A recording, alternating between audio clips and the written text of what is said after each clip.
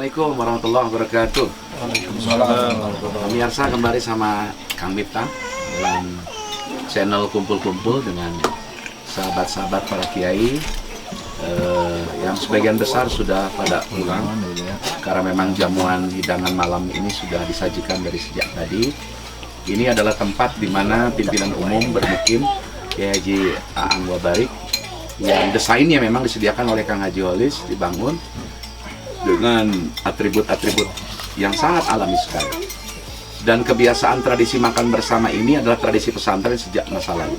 Sebagaimana Ibrahim alaihissalam, kalau makan itu selalu mengundang orang, dan beliau tidak pernah mau makan sendirian. Kecuali saat beliau menghidangkan sesuatu, dua orang tamunya tidak mau makan adalah dua orang malaikat pada saat memberi tahu tentang Sayyidatun Nasarah hamil pada saat usia sudah tua. Jadi kalau yang hadir di sini tidak makan, berarti mereka martabatnya malaikat. Gitu. Karena kita semua manusia, maka kita makan. Itu konsepsinya sebenarnya. Kira-kira Kang Aang, hidangan ini dijamukan sudah setiap malam satu ya, Pak? Ya, insya Allah kita mengadakan hidangan makan bersama setiap malam satu setelah sholawatan. Seperti ini, supaya ada kebersamaan, kekeluargaan antara jamaah. Semua jamaah juga? Semua jamaah. Dimakankan ya, diberi makannya. Ya. Kira-kira Pak Haji Aang, target daripada riungan atau kumpulan gempungan di majelis sholawat ini, jamaahnya dari mana saja itu? Dari yang datang ini apakah sekitar Kirisik atau juga ada dari luar Pasir Kirisik? Kalau kebanyakan sekitar Pasir Kirisik, Ya. sekitar kecamatan Pagar Ageng, Ciawi, Tasik lah. Iya. Paling dari Bandung juga ada beberapa mobil yang Ya. sering berkunjung ke sini. Juga kebetulan Pak Yogi juga, beliau dari Bandung. Dari Bandung ya. Alhamdulillah Kang Yogi, makasih telah gabung Kang Yogi. Kang Yogi ini salah satu pengacara muda yang betul-betul idealis di Bandung dan sudah banyak pembelaan terhadap kaum umat Islam. Juga hadir di sini ada sahabat kita Kiai Ujang Hadad, ada juga dari Kawalu yang majdub. Dan kami menyebutnya majdub karena beliau sering ngobrol pikir-pikir kontroversial. Jadi di majelis Kirisik ini, di pesantren Al-Mahmud ini tidak tabu bicara pikir-pikir yang kontroversial. Banyak hal yang dibicarakan. Ada Kiai Deden Wabarik, itu adanya Kiai Aang. Beliau juga meskipun banyak senyum, tapi sesungguhnya beliau juga memang tidak bisa banyak bicara. Itu kelebihan Kang Deden. Di hadapan kita juga telah hadir ada sahabat saya, beliau adalah alumni Timur Tengah yang menukik kajiannya pada wilayah hadis, dan istri beliau juga pengajar dari tahfidz Al-Quran. Dan kita coba eksplor malam ini ke sahabat saya. Pak Jidian pernah dengar nggak di Mekah, antum mungkin ada pengalaman mendapat keterangan Haji Dian ini adalah seorang santri tulen besar di pondok-pondok pesantren Salafiyah, dan keluarga besar, guru besar kami, ulamanya ulama di tanah Jawa Barat, paman beliau Abu Ya Abdul Qadir Musa. Kang Haji Dian pernah menemukan mankul sebuah keterangan menurut hukum bahwa maca sholawat tidak boleh pakai lagam ini, lagam anu misalnya. Kalau mangku saya belum pernah melihat, tapi kalau dalil ecek ada. Ecek itu apa? Kata orang ya? Kata orang ya. Ya. Ada yang mengatakan bahwa nggak boleh katanya sholawat di lagam-lagam. Iya. Ini dari Kabupaten Ciamis. Iya, Itu sebentar. dari Kabupaten Majalengka. Oh, ini dari Majalengka, Ya. ini dari Kabupaten Ciamis. Ya, yang diminta itu. Ya, antum pernah dengar nggak? Misalkan baca sholawat, lagamnya nggak boleh A, nggak boleh B, nggak boleh C. Bagaimana? Yang setahu antum? Kalau sholawat itu tidak boleh memakai nada-nada lagu-lagu kontemporer kayak dangdut gitu. Oh, jadi tidak boleh tasabuh, tidak boleh sama dengan nada-nada lagu yang cenderung ke maksiat, katakanlah begitu.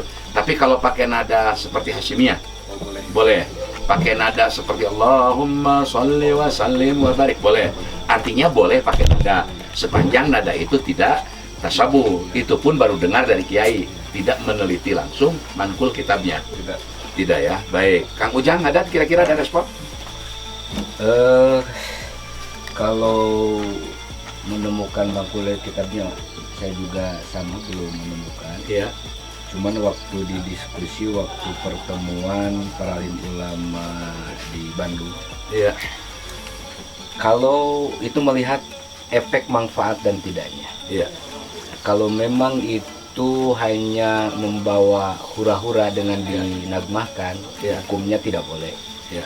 Kalau memang itu membawa positif, Iya. dari asalnya masyarakat sekitar asalnya melakukan kemaksiatan goflah itu ini, lalu diadakan sholawat dengan itu ada manfaatnya, diperbolehkan. Baik. Gitu. Jadi lebih kepada pencegahan sesuatu yang kurang baik, dilakukan sesuatu yang ditinjau menurut syar'i juga belum ada keterangan yang mengharamkannya, membawa kepada kemaslahatan yang lebih baik, maka boleh Cuma dilakukan. catatan, Ya. pakai nada lagam atau tidak tetap menjadi ibadah. Baik. Pemirsa, membaca sholawat dengan nada apapun sesungguhnya tidak ada kaidah secara khusus bahwa tidak boleh menggunakan lagam A, lagam B, lagam C, karena berbeda dengan membaca Al-Quran. Dia sudah ada dalam tren, sudah dikenal dalam qiraatul syab'ah atau qiraatul asyraf, bahkan ada qiraat yang disyadkan yang tidak boleh diikuti. Baik, kita gali langsung pesan daripada mu'alif atau an-nakil yang menyusun, yang menukil bagaimana sholawat wa barik ini lahir dari Syekh Muhammad Kiai Haji Aceng Mas Duki bin Kiai Dayat sebagai penerusnya, Kang Aan sebagai penerus dari almarhum. Apakah ada pesan khusus dari almarhum soal nada sholawat ini, khususnya wa barik? Dalam nada lagam ya, membaca sholawat wa barik itu memang ada nada 1, 2, yang ketiga Iya. ditinggikan suara. Iya. Itu adalah salah satu metode supaya umat ketika membaca sholawat merasa tenang, Iya. merasa mengikuti lagam itu sambil menghayati perjuangan Rasulullah SAW dan juga mengikuti akhlaknya Iya. Rasulullah SAW. Maka dalam nada sholawat barik ini memang ditujukan untuk supaya umat itu semakin enak, Iya. semakin lama baca sholawat itu semakin bisa dikatakan semakin asyik lah kayak gitu. Iya. Iya. Cuman tetap dalam konteks lagam sholawat barik ini tidak ada tasabuh dengan lagu-lagu Iya. yang di luar syariat kan seperti Iya. itu, seperti lagu dangdut, pop dan dan sebagainya. Maka almarhum ayahanda Kiai Haji Mas Luki bin Haji Mas Hidayat selalu bilang bahwa sholawat barik ini kalau pakai alat-alat malahi seperti musik itu tidak cocok. Iya. Makanya sholawat barik ini ya untuk aurat, Iya. untuk aurat, untuk zikir, dan secara pribadi maupun secara berjamaah, insya Allah dengan nada sholawat barik seperti ini akan masuk ke semua kalangan. Contoh, ketika ada acara hajatan, masuk baca sholawat barik ini. Iya. Bahkan ketika ada yang wafat, yang meninggal, baca sholawat barik setelah menyolatkan mayit, cocok juga nadana gitu. Iya. Beda dengan ketika, mohon maaf, baca sholawat badar setelah Iya. menyolatkan mayit kan seperti ada mau hajatan kan seperti itu. Iya. Betul. Betul. Jadi intinya baca sholawat itu yang mana aja juga boleh, cuman ketika wabarik ditempatkan di mana aja dalam acara apapun insya Allah. Alhamdulillah ya. Alhamdulillah. Hadirin pemirsa sekalian, jadi kalau saya mendengar dari guru-guru, tuan-tuan guru semua, sholawat definisinya menjadi dua klasifikasinya. Ada sholawat yang bersifat spiritual, wabarik, Ibrahimiyat, dan lain-lain, itu dibaca tanpa musik apapun, tanpa tasyabuh nadanya. Menjadi warid, menjadi wirid, menjadi sebuah repetisi-repetisi spiritual untuk semakin menukiknya dan semakin dalamnya rasa mahabbah cinta kita kepada Rasulullah SAW.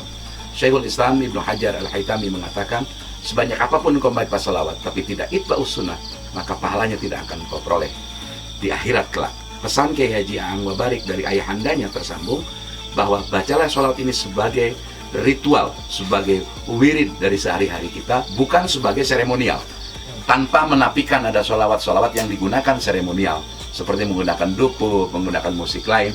Kita tidak berburuk sangka kepada mereka. Mudah-mudahan mereka juga memperoleh reward dan pahala dari Allah Subhanahu wa Ta'ala. Sebagai clue terakhir, ini ada tamu istimewa malam ini, seorang pengacara, praktisi hukum yang lebih banyak membela kepentingan umat Islam, walaupun pengacara yang sudah melintang meskipun masih muda, Kang Yogi, sarjana hukum dan master hukum. Kang Yogi kok bisa tertarik datang ke Kirisik, ikut Kang Aang sholawatan? Sebenarnya apa sih? Karena pusing lihat di meja persidangan, pusing lihat situasi sekarang di mana carut hukum kondisinya sudah tajam, sangat tajam ke bawah tapi tumpul ke atas. Sehingga pengacara perlu ruang-ruang spiritual itu. Kira-kira Kang Yogi, perspektif Kang Yogi sebagai lawyer, pengacara, melihat sholawatan yang dilakukan di Kiri Sikiri yang dipimpin oleh Ki Aang. Saya minta responnya Kang Yogi. Subhanallah. Ya, itu seperti tadi, bahwasanya situasi saat ini seperti yang tadi dibahas di pengajian tadi, memang kita sedang dikepung Ya.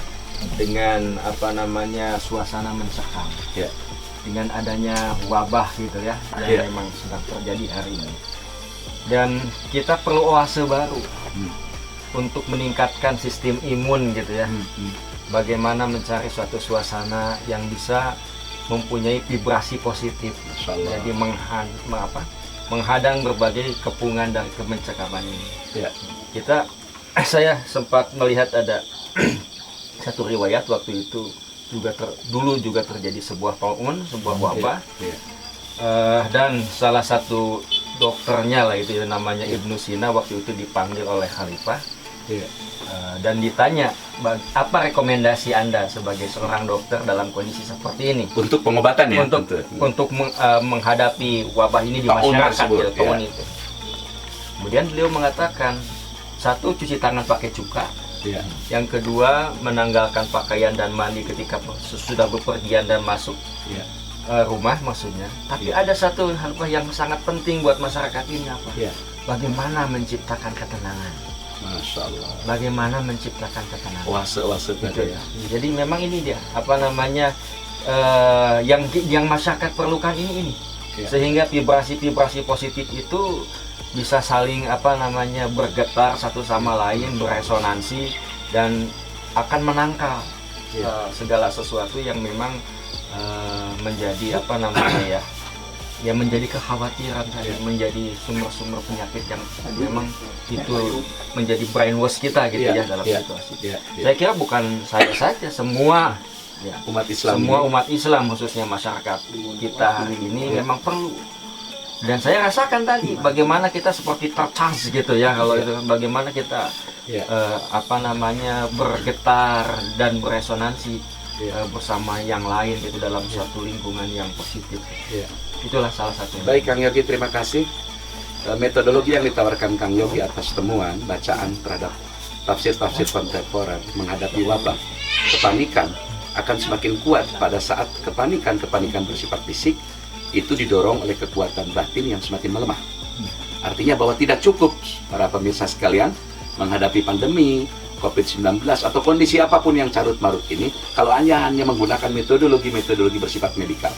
Medikal tidak boleh diabaikan. Cuci tangan pakai cuka tadi, kemudian menanggalkan baju pada saat masuk ke rumah, metodologi Ibnu Sina, atau pendekatan-pendekatan lain, hatta menggunakan masker misalkan. Tapi kata Kang Yogi tadi yang lebih penting Ibnu Sina berpesan adalah pengobatan metodologi spiritual. Sholawat adalah spiritual, baca Quran adalah spiritual, sedekah adalah spiritual, ngaji Quran juga adalah spiritual, mendengarkan hadir di majelis ilmu dan zikir adalah juga spiritual.